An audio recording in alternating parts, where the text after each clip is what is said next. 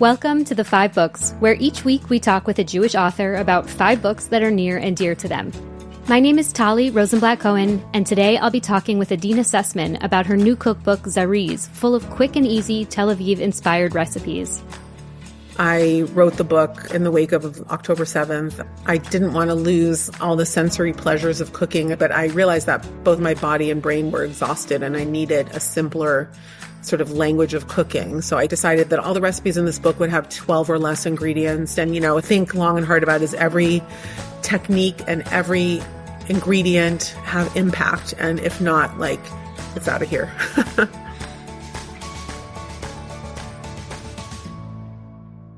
Adeena Sussman is the author of the New York Times bestselling cookbook Shabbat, Recipes and Rituals from My Table to Yours, and Sababa, which was named a Best Fall 2019 cookbook by the New York Times, Bon Appetit, and Food and Wine. Adeena is also the co-author of 15 other cookbooks, including the Cravings series with Chrissy Teigen, which were New York Times bestsellers. Adeena lives, cooks, and writes in Tel Aviv, where she lives in the shadow of the Carmel Market with her husband, Jay. In this episode, we'll talk with Adeena about how reading Claudia Roden's A Book of Middle Eastern Food influenced the way she experienced Jewish cooking. As someone who grew up very Ashkenormative, as we like to say, Claudia was really influential in introducing English language cooks to Sephardic cooking. She also tells beautiful stories about her family home in Alexandria and just the cooking that the family would do. There was staff. These were people of means, and also something that I didn't really quite know or understand when I was younger about the background of all of these Jews from different places before they were expelled from their countries. And we'll discuss the magic of Tel Aviv's Carmel Market, or the Shuk HaCarmel. The great thing about going to the Shuk every day is that the seasons just present themselves to you. Right now, it's green garlic everywhere. It's just such a heady, amazing aroma of garlic everywhere you look. And, I always joke that a lot of people hide their clothing purchases from their spouses. I'm always trying to, downplay my produce buying because I just always buy so much and have to figure out what to do with it all. All that and more coming up next.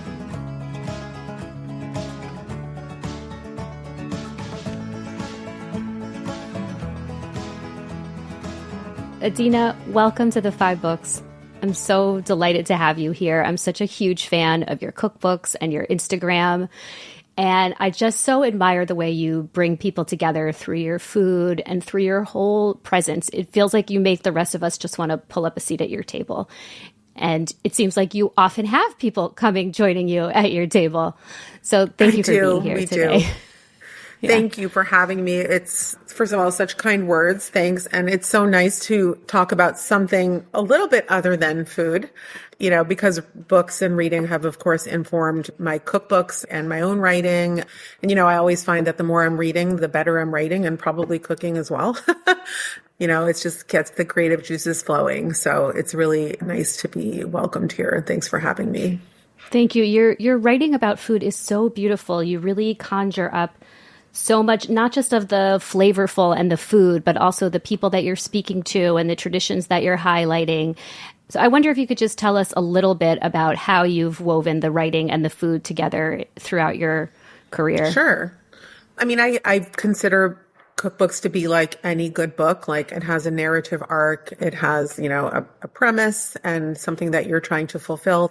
Ultimately it should be, not just a culinarily satisfying experience for people, but also a literary experience. I think, especially in the day and age of the internet and recipes being available literally everywhere all the time, cookbooks need to add value in terms of narrative and structure and even story arc. So, I take an inspiration from a lot of both writers and cookbook writers that inspire me.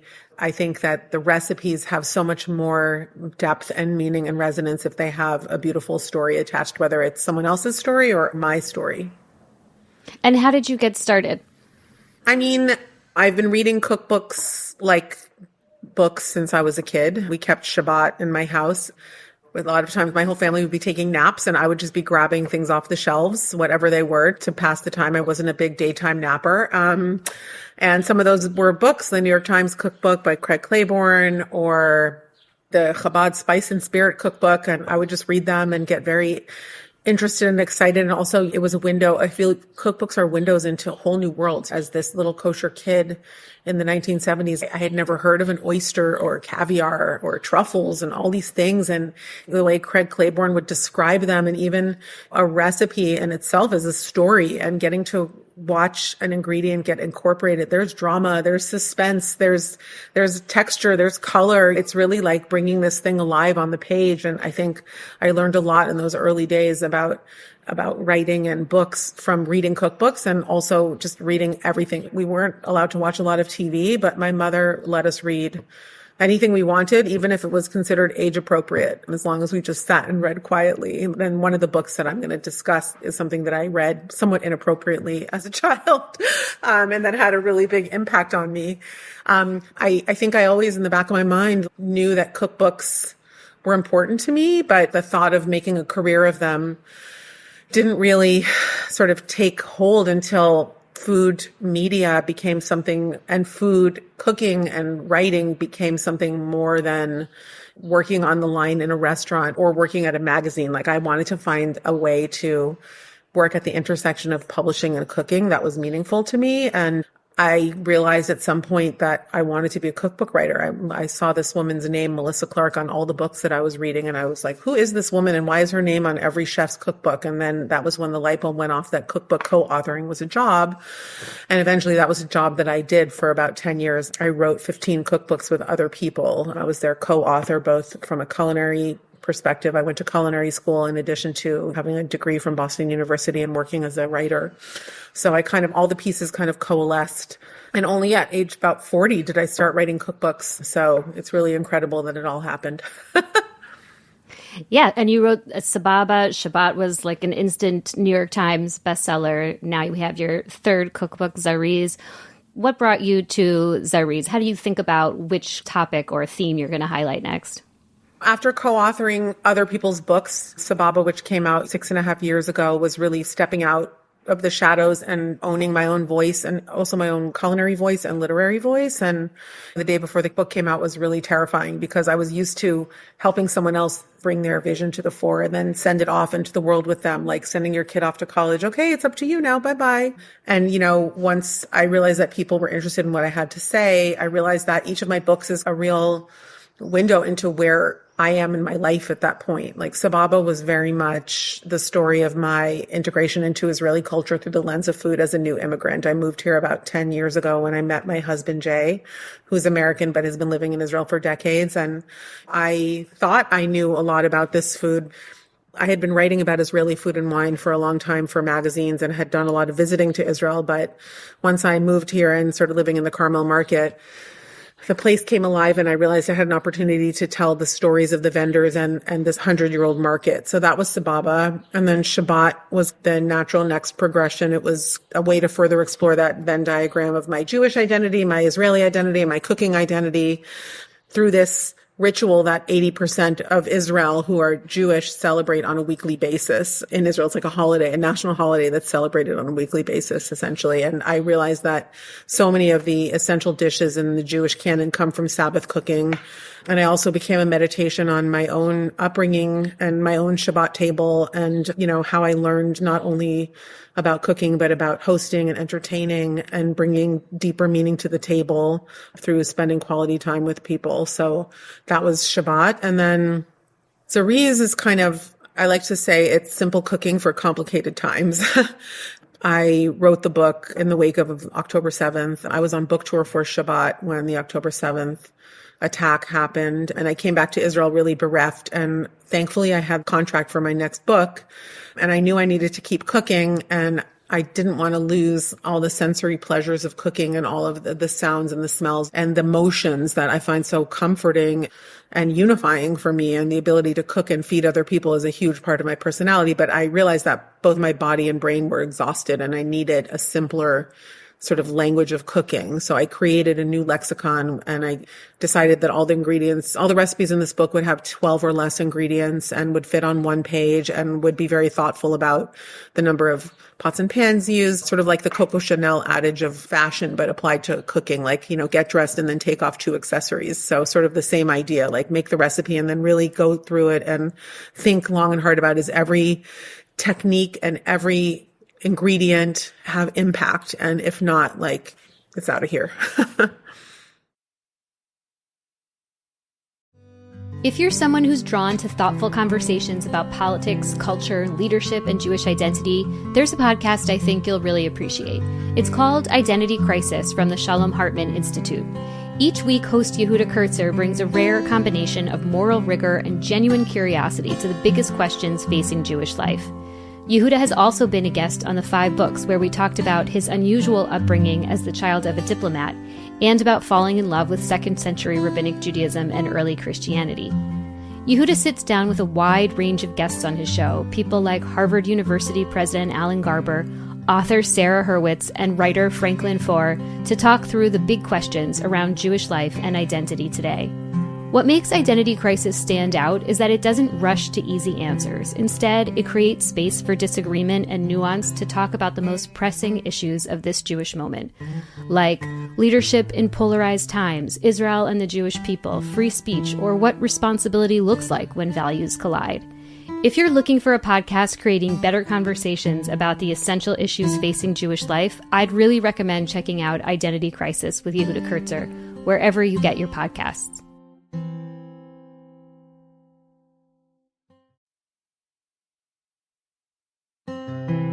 Book 1, A Jewish Book from Childhood. The Story Blood in Short Friday and Other Stories by Isaac Bashevis Singer. I grew up in a modern Orthodox home in a place where there weren't a lot of other people like us in Palo Alto, California.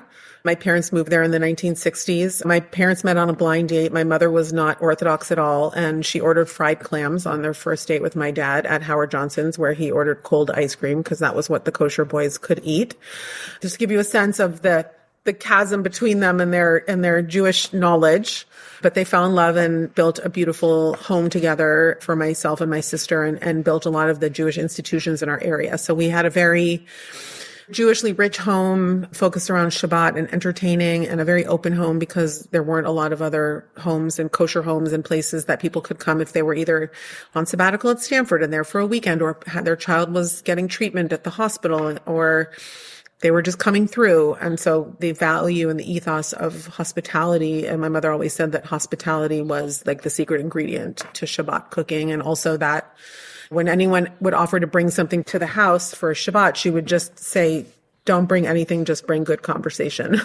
If a friend of mine asked to be hosted for Shabbat because they were there on business, I just warned them that they were going to be expected to participate in the conversation and contribute something meaningful.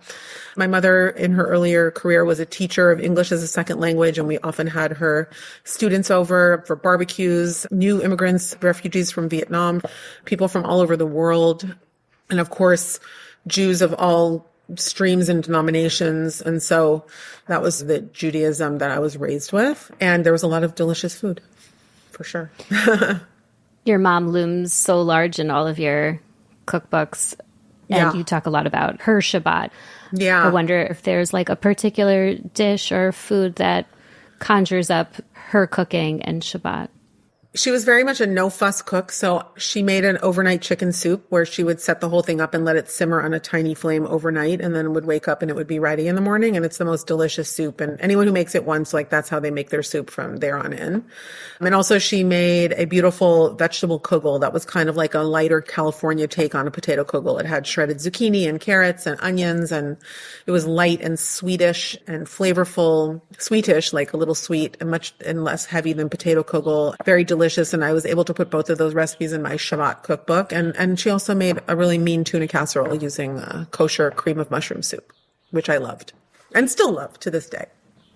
Tuna casserole is one of those like 70s, 80s foods that, just brings it all back. Yeah. Yeah. Okay. So tell us about the book you chose. If you could just give us a little description of it. My parents were big fans of Isaac Bashevis Singer, and we had a lot of books in the house growing up. A lot of reading went on. And as I mentioned, on Shabbat, I would just start pulling things off the shelf. And one week, I think I was maybe 10 or 11, I pulled this book called Short Friday by Isaac Bashevis Singer. I sort of knew a little bit about him, but I kind of had this romantic idea that he sort of told stories about the old country. And like, I didn't really know, sort of like how people thought that Roald Dahl like wrote children's books, but really, he was a huge anti-Semite, but also he wrote very naughty adult books. But I started reading this book, Short Friday, and there was this story in the book called Blood. And I just remember it was like, I could not look away, even though like it was just so naughty and scandalous. It was the story of a small town in the Pale of Settlement, I think in Eastern Europe, and of a man who was a widower, and he ended up marrying the butcher who was a widow a kosher butcher in the town. Or they ended up having some kind of very salacious affair. And basically the whole story was about how they ended up serving non-kosher meat to the Jewish community. And it caused like a huge upheaval in the community. And there were riots and like internal pogroms, just like complete craziness. It was so chaotic. And it was just also like a real window into the fact that Jewish people could be complex and not pedestalized and like human and crazy. And the writing was so clear. And like, I definitely felt like I was doing something that I shouldn't be doing, which made it even more fun. In contrast to a lot of his other stories that are more sweet and like capture something different. This one was just so heady and visceral and crazy. And I'll never forget it as long as I live. And the experience of reading it on Shabbat alone in my home as a kid while my whole family slept. The story opens, well, it's very sensory, as you note. Very. Right? It's a lot about appetite. And the story begins, the Kabbalists know that the passion for blood and the passion for flesh have the same origin. And this is the reason thou shalt not kill is followed by thou shalt not commit adultery. There you go. It's extremely sexual in nature. And like the ideas also, I think obviously I must have been attracted to it because it was about food on some level, a butcher. I didn't realize at the time, or even just thinking about it now, and just the lustiness of human nature and also our lustiness about food and appetites. Like, I think a light bulb probably went off for me on some level, even though I was way too young to understand some of the concepts in the book at the time. But for sure, it was an eye opener. And I understand the experience of reading it. What about it like sticks with you that made you turn back to this book? I think it's very much a beautiful memory of reading in my home. And I felt like I had permission to explore my own personality and passions through books from an early age. And no limits were put on that. And if I read something, I could ask my parents about it. But I remember also just feeling like books were like a world unto my own and like this special place where, especially on Shabbat, I could just sit. There was just like so quiet in the house and I could just immerse myself in books. First of all, we kept Shabbat, so there was no technology, but this was long before anything could have even distracted me. Even during reading during the week, there were so few distractions. It was also about the book itself, but also about the setting and the experience and the memory and how it aroused something in me as a kid about writing. I don't believe in the idea that Jewish people should be idealized to a point where we need to be better or more perfect than other people. We're just human. And I think that book showed a very seamy underside of humanity, but also it was like a wake-up call, like, oh, not everyone is like a good Jew. You know, that's part of life as well. Book 2, a Jewish book from adulthood. Call It Sleep by Henry Roth. It's the story of another Eastern European immigrant family living in New York in the 1900s. And there's this kid, David Sherrill, who's a very sensitive, quiet kid living in sort of a volatile house with a father who has a temper. And it's kind of about navigating, again, like this book just opened my eyes wide to like the experience of like immigration. You know, my mother's parents were both born in the United States, which is quite unusual.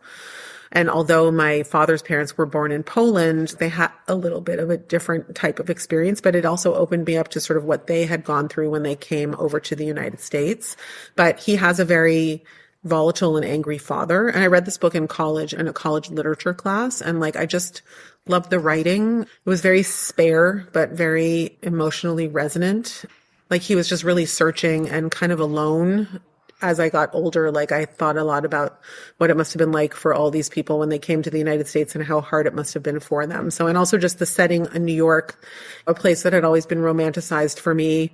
My parents moved to Palo Alto in the 1960s, but my father particularly grew up in a very large, boisterous family where they would meet every Sunday on the Lower East Side at their grandparents' house, and all of the siblings would come with all the children, and everyone would be smoking inside and arguing and screaming and eating, and it was very loud. And my dad is a very even-keeled, sort of peaceful middle child type. He and his brother always talk about those gatherings, and just like somebody always inevitably was like, get up, we're leaving, just like that sort of passionate Jewish temper thing. But, this book put the place in the context, the street scenes, and talking about his experiences just navigating New York as a kid were just very meaningful for me. And I just loved the writing. Just to pick up, what was your father's parents' story, or what made it, you said it was different? Both of my father's parents were third cousins from what is now considered Belarus, but at that point was, I think, Poland. They met in the United States. My grandma Mildred came over with her family, and then her cousin, my grandpa Jack, came over later, and they met and fell in love. And, they were very modest people. My great-grandfather sold cooking oil door to door, and my grandfather was a printing jobber. Basically, he was the middleman between businesses that needed like things printed in triplicate and business cards and things. And my father always said that there was blue ink under his nails all the time because he was constantly checking all of the work and always in the printing presses. These were just different generations of strivers who just wanted their children to have better opportunities than they had. My mother's parents also, my grandmother, child of the Depression. And so, I think these books brought to life the Jewish experience of other generations. I grew up in the golden age of American Judaism, experienced very little anti-Semitism. We were solidly middle class. I didn't need for anything. We weren't wealthy, but I didn't really feel it or experience that I needed anything that I didn't have. And just like, I think those books really drove home what our ancestors went through so that we could get to where we needed to be. Yeah, it's pretty bleak, that book. Yeah, I loved it. Yeah. I like bleak books. Yeah. You bring the joy and the spice other places, not your reading.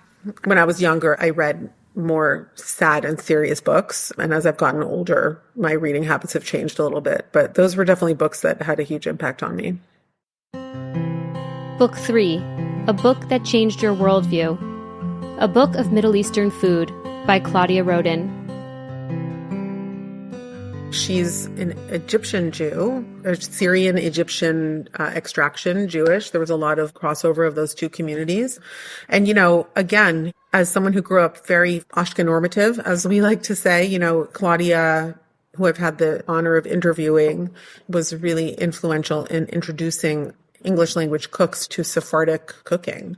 She also tells beautiful stories about her family home in Alexandria and just the cooking that the family would do. If there was staff, these were people of means, and also something that I didn't really quite know or understand when I was younger about the background of all of these Jews from different places before they were expelled from their countries, that they had these very rich Jewish lives, financial lives, cultural lives as part of these places. And, this type of book just really brought that alive for me. And like so many culinary concepts that I learned from her, like in reading this book, she's talked about how they would make these little kibbeh, these little meatballs. The idea that the smaller the cigar or the grape leaf or the meatball, it means the more love that you put into it, because the more intricate and delicate they were, it means they took longer. And there are these special meatballs that were wrapped in a shell of rice flour. And just imagine the work that went into making a tiny meatball and then wrapping it in this extra shell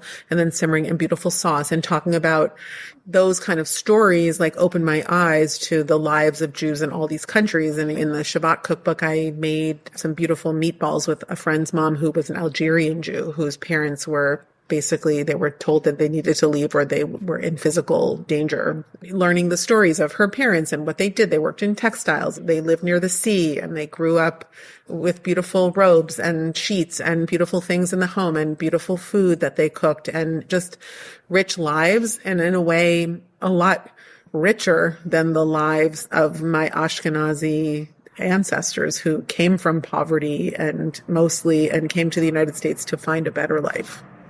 And of course, Claudia just tells, she weaves beautiful stories about tracing Sephardic food from its origins in Spain to when the Jews were expelled, and how the diaspora formed in different countries, and, different food traditions, and how spice blends can vary very much from different countries. Like a baharat in Syria is different than a baharat in Algeria. Like some might have, one more mace, one might have nutmeg, one might have a little more cinnamon or pepper. And those differences are, to us, they're minor, but to them, it's like two different complete dialects of a language, and these books are part of my cooking canon, and they sit on my shelf. And, Joan Nathan I couldn't include all the cookbooks that I loved, obviously, but Claudia's book was very influential. And she's still alive, and she lives in London, and she's in her 80s.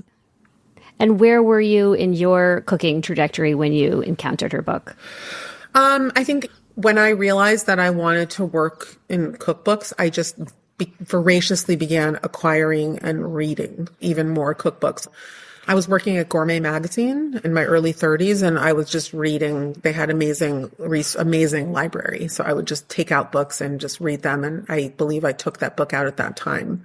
And I was reading so many books of that nature, and even just like reading like Briat Savarin, like French books about the classic brigade system and understanding how restaurants worked and cuisines from all over the world. And the books that really spoke to me, the ones that had a really strong story narrative. And I think a book like Claudia's was far ahead of its time, because while she also focused on the technicalities of a recipe and the things you need to do to execute good food, she lent so much context and layering of history and emotion, pathos and beauty into her recipes through the stories that she tells and how invested you were in her personally. And I just, that's something I really do try and bring to my work as a cookbook writer. Yeah. And Shabbat, you started to talk about, but you cook with so many people from so many different backgrounds. Yeah. And, you have all these different challah recipes that have from and different traditions, and cholent, and all of these different backgrounds. I'm wondering if her approach kind of influenced how you tell these cultural cooking stories. I would say her and Claudia's style became, food writing became its own whole world, really, in the last. There have been amazing food writers for a long time, but I think in the last 30 years or so, like food writing has really come into its own as its own form of literature and writing, with its own awards, with its own set of standards and practices. And working at Gourmet and reading amazing writers, even Ruth Reichel herself is just an incredible, both a restaurant critic and writer. But yes, I would say that her style, and also the fact that she was Jewish and that she wove so much of the Jewish tapestry into her cooking and recipes just by way of telling her life story. It's enough to just share who you are in the context of your history and how you were raised. And it awakened me to the idea that people might be interested in my history and my story. And that's something that I really mined for the introduction to Shabbat, which, I really didn't realize that it was just going to become this meditation on my own upbringing. And what happened was I thought, I'm going to write this thing about how expansive Shabbat cooking is and how, every flag is represented and blah, blah, blah. And I realized that I really needed to dig deep and go back and meditate on my own story before I could tell other stories, because there was a lot there that I hadn't really processed and worked through, especially because my mother passed away already 20 years ago. And so it dredged up a lot of memories, beautiful memories. It was a very wonderful, positive experience writing the book and remembering and also asking my sister, my father, even my stepmother, who knew my mother well, just about how she entertained and how she cooked and what their favorite dishes were. And also, my father's mother, my grandma Mildred, taught her so much. So going back and figuring out sort of the family tree of where each recipe came from and who taught it to who and how it sort of came down through the generations was a great experience. And the layering and the storytelling is what can really make a recipe memorable. Yeah, you feel it in the recipes for sure. Yeah. And you have all of those personal experiences. And again, you bring in these different voices, and in Zariz, you bring in these different vendors and people who, those of us who follow you on Instagram, feel like we've gotten to know a little bit. I wonder how that approach started for you of trying to bring all these other voices in. My general attitude is I'm a consensus builder. And also I think because my background was in cookbook co-writing, like I love collaborating and learning. And, I feel like every cook has something to teach and every person has something to teach. And the Carmel Market, where I live and shop for my food and where I spend a lot of time, it's a 110-year-old market and it's really changing. And I realized that, a lot of the vendors may be the last generation of third and fourth generation businesses, and that I had an opportunity to tell stories and document things that I think a lot of Israelis and just people in general took for granted, just sort of because it was the shuk and people were always there. And I would talk to them and I would say, is your son going to take over? And Noni Amrani, my spice vendor, would be like, no, my son, he's the CEO of a high-tech company. He lives in Atlanta. Or my son's getting a PhD. Or no, my daughter's not interested in this business. And they don't even necessarily want their kids to do this, And so I felt like I was at a real inflection point with the shuk where things were changing fast and I wanted to capture as much as I could. And like, how could I have known that COVID would break out 6 months later and some of those vendors would never come back? Some of them died. And just, the pictures in my books, we try and make our books very timeless so that if you look at the book 10 years later, it's going to look as meaningful and it's going to hit you as much as it would the first time you looked at it. The colors and the photos, they're very much intentionally rooted in their place and in the humanity of the people that are photographed. And I think that I also try and take that aesthetic into the recipes themselves and the way that I describe the recipes and the people behind them. When you're walking through the shuk in the Carmel Market, what are you noticing that you think other people are going to miss?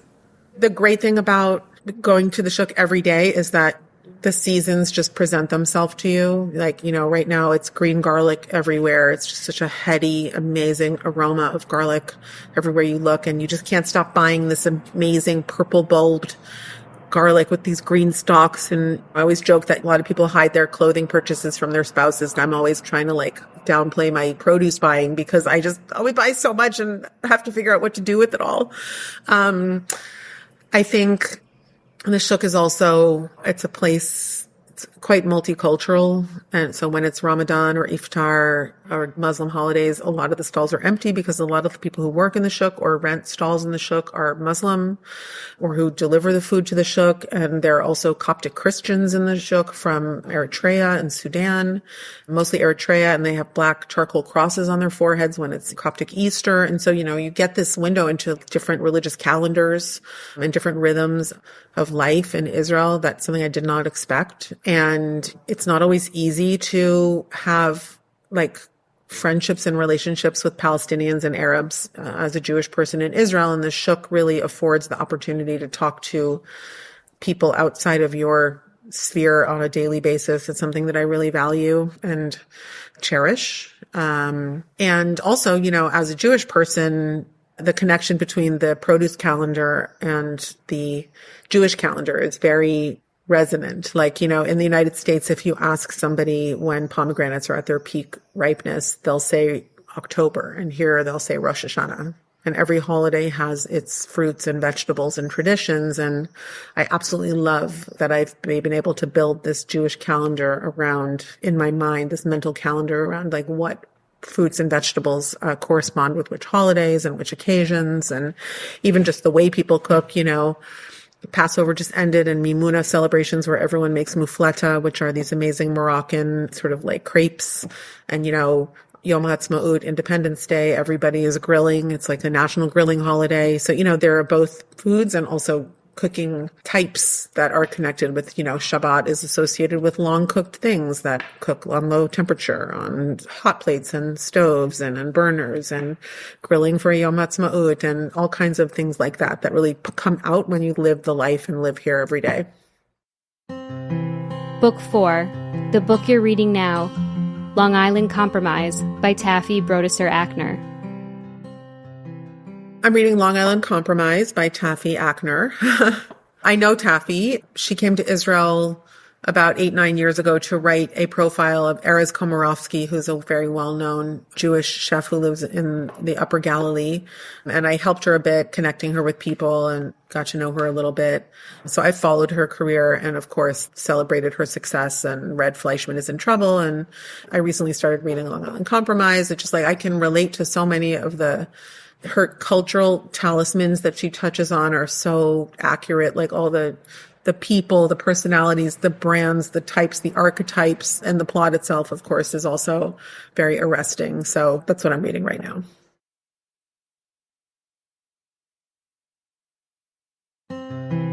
Book 5, the author's latest book, Zariz, 100 Easy Breezy Tel Aviv Recipes by Adeena Sussman. What would you say are the ingredients of a great cookbook in terms of the mix of food and stories and personality? I would say my work is very service oriented. Like, I write for you. I want you to cook from my books and read my books. So I'm always thinking about who the end user is and how they're cooking these days and how I'm cooking. So like I said, like every book is a mirror unto how I'm cooking, and I'm cooking much more simply. So first of all, recipes need to be well edited. They're technical documents. I always say that developing recipes is a little bit like writing computer code. Like, I know that if I take a certain type of onion and cut it a certain way to a certain size with a certain knife and cook it in a certain type of pan with a certain type of oil, a certain temperature for a certain amount of time, it's going to yield like a certain result. And that's kind of a line of code. And at this point, I have like thousands of those. And it's really about how I string them together and then vary the program. So it's like the technical knowledge is kind of the underpinning of my work. And then the creativity comes in and how I can sort of gild the lily. And there are certain ways, that the right way to do things, like the right way to cook pasta, the right way to make steak, the right way to make a bechamel or a roux. So it's what flavors can I add? Can I use things that tell my story? So like even the ingredients themselves can be a window into my unique culinary perspective. Often how I blend Israeli and American food traditions in a lot of my recipes. In my new book, there's a recipe for like a bomba treat that's like a Rice Krispie treat, but I replace the Rice Krispies with Israeli peanut puffs, and that's like very much an Adeena coded kind of a recipe, and I have a lot of those kind of all over. I love the computer code. I would never have thought of that as a metaphor, but it totally works. So thinking about that, what part of your work do you think people misunderstand? I think I live in Israel, so I think there are a lot of assumptions about who I am, my political outlook, the place that I live, my identity as a Jew and as an Israeli. So I think that being in this space, there's a lot of preconception about who I am before people even open my books. So my challenge, and a challenge that I relish, is like just bringing my own humanity into my books without having anything to prove or trying too hard to defend or indict any point of view, just to really keep it very personal and to keep it all from my first person perspective. And I always tell young writers that if you stand behind this and this is your point of view, like it's very hard for someone to argue with. If it's your truth, it's your truth, and it's undeniable and cannot be erased. So like that's kind of how I approach my writing these days. I just hope that it's well received. And, I feel really lucky that I have connected with an audience, the community that I'm building. Like that's, I think, all back to how I was raised, to bring it back to how we started. This cooking community is very similar in some ways, although writ much larger and sometimes virtual, to like how I was raised and how I was taught to build community, and that's what I'm trying to do. Especially in the last few years, you did a lot of highlighting hostage families, highlighting how Israelis were impacted by the war, even in the last few months, showing what it was like to run back and forth to a bomb shelter all the time. Yeah.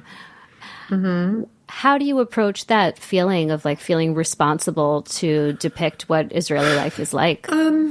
It's a small world, this Jewish cookbook world, and most of the people who are writing English language Israeli cookbooks are living outside of the country.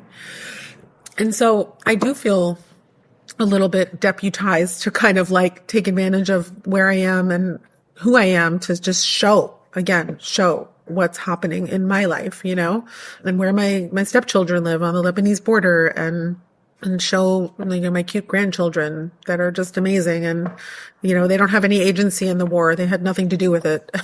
They're just kids, and sorry, my allergies are off the chart right now. Oh, sorry. And also just not knowing if I'm going to be able to leave Israel when I want to and need to for work. I'm heading out on a huge book tour in a week. It's a balance of submitting to what you can't control and then really going hard on what you can. That's kind of how I've learned to live my life here. And I feel with every passing year, I think it's also just a function of A's less apologetic and just more what you see is what you get. It's freeing. Yes, very. And do you see Zariz as part of a broader story about Israeli food culture today? I mean, of my 3 books, it's a lighter lift culturally because it was really a story of how I got through a very hard time through cooking. And the recipes reflect that simplicity and that need for simplicity that I had. But yeah, I think every one of my books shows Israelis in situ. I have pictures all the time of shuk vendors, and also my photos are, I always say that Israeli sunlight it's like that Israeli DNA in my pictures. Like you can't beat it. It's just the most beautiful sun-soaked imagery, and there's no flashes and no fake food. It's all very Israeli, and it's always very important for me to work with an Israeli creative team. I've been working with the same photographer and stylist since Sababa because they bring something uniquely and distinctly Israeli to the process as native-born Israelis. And I really want that perspective in my work. And I think it speaks to my experience as an immigrant and my constant evolution, being at the cusp of 2 cultures and trying to blend them. And so I think every cookbook can be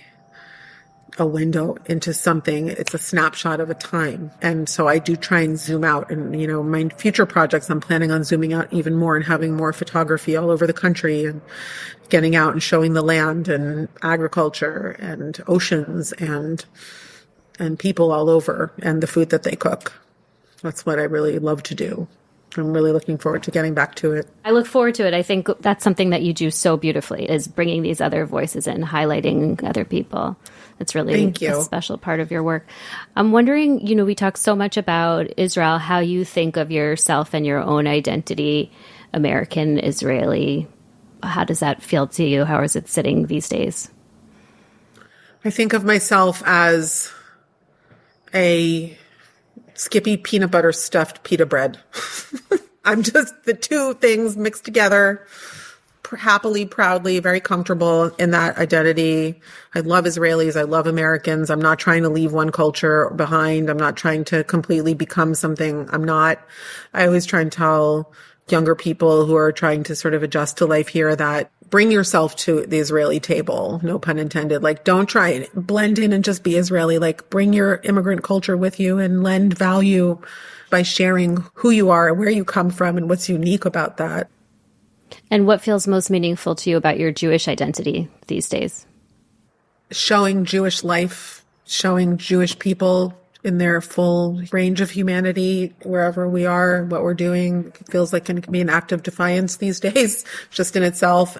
Encouraging people to be proud of being Jewish and to stay connected to the culture. It's not about necessarily how ritually observant you are. It's just about how you find the right mix of practices and prayers or meditations or actions or foods or cultural things that resonate with you and that allow you to bring that into your life in a meaningful way. I love that. Okay. And the last question I have to ask you, what's for dinner? I'm getting ready for dinner tomorrow night, but I'm going to grill some whole chickens that I deboned. And then I'm going to make like a local chimichurri with some red chili and za'atar, like fresh za'atar leaves, in addition to all the other chimichurri ingredients. Going to make a salad. I bought some beautiful Japanese squash that I'm going to roast and make a beautiful salad with greens and like a pomegranate Ceylon dressing. The weather's been amazing. We're getting into that outdoor porch season. So, and the last couple of months have just been so So hard. And we're in a ceasefire at the moment. So everyone is just taking advantage of every opportunity to be together and to eat well and be well together. Yes, as well they should. That sounds delicious. And thank you for sharing it with us. Thank you for being here today and for sharing all of your food and perspective and all of the amazing, incredible gifts that I think you bring to your food writing and to just sharing your life with all of us. Thank you. It was a pleasure. Thanks for having me. Thank you so much for joining us for the 5 books. Our guest today was Adeena Sussman talking about her new cookbook, Zariz. If you enjoyed this episode, we'd love to hear about it. Drop us a comment on our Instagram at 5bookspod or to our email, team@5bookspod.org. If you'd like an email reminder to keep you up to date with new episodes, plus we have links to all the books we discussed and even more book recommendations and treats, you can sign up for our newsletter in the show notes or on our website, 5bookspod.org. I'm Tali Rosenblatt-Cohen. Our producer is Odelia Rubin. Editorial and website support from Amelia Merrill. Music by Dove Rosenblatt and Blue Dot Sessions. Art by Alad Lifshitz of the Dove Abramson Studio. Thank you to Jenny Liss, to the Jewish Book Council, and thank you to Felicia Herman and David Ben-Or for their generous support.